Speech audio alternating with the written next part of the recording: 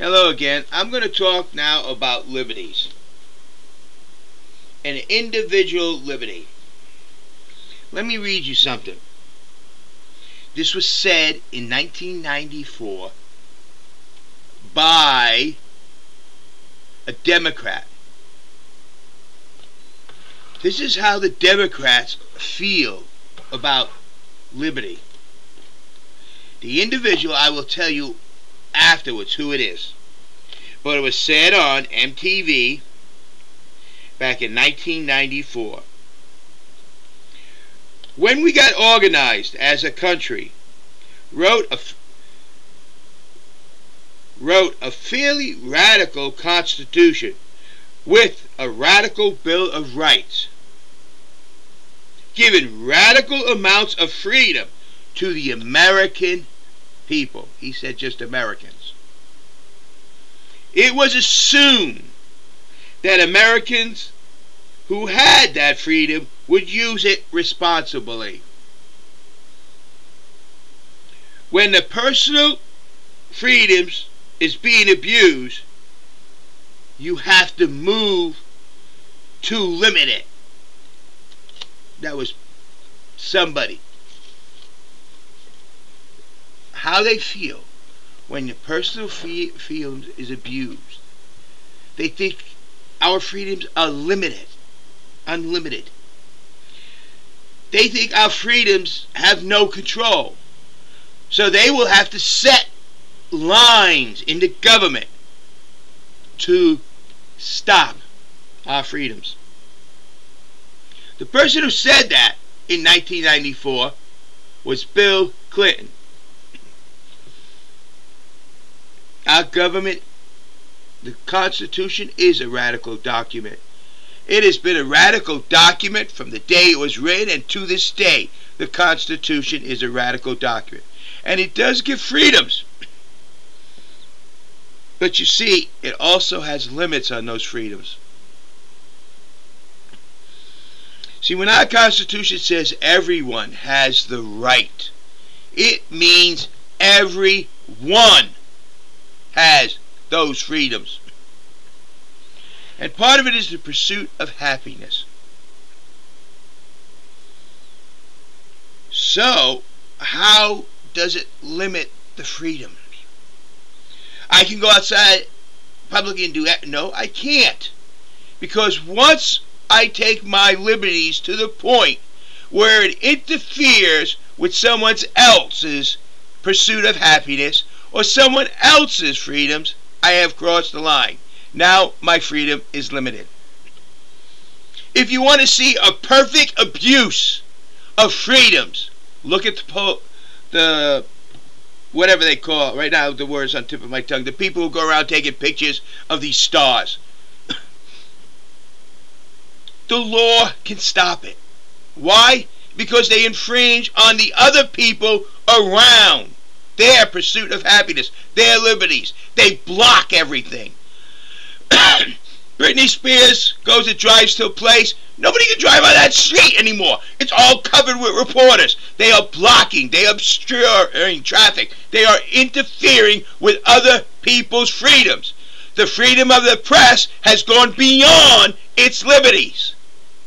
Once it interferes with other people's freedoms, you have crossed over the line of your liberties. You need to come back. That is built in the Constitution. Every one of us has equal rights, liberties, and freedoms. And when you take your liberty or your freedoms to a point where it infringes onto another, you have crossed over the line. And then you need to come back. And then our government can step in and say, no, you can't do that because you are infringing on other people's freedoms. A good example is speed limits. Think about it.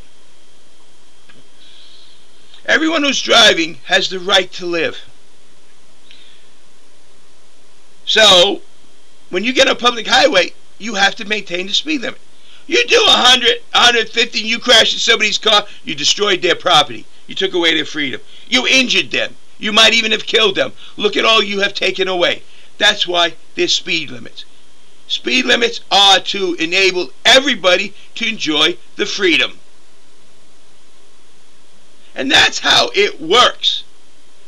The Constitution doesn't give everybody unlimited freedom.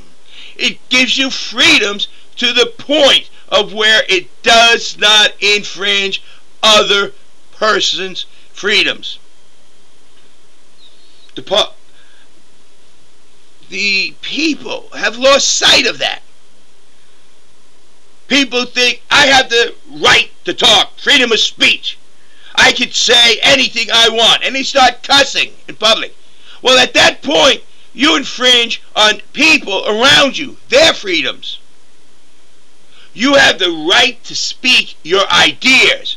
You don't have the right to infringe in your voice on the freedoms and pursuit of happiness of others. Freedom of the press. You have the right to write the truth, but you do not have the right to infringe on other people by lying about them. That is beyond freedom of the press.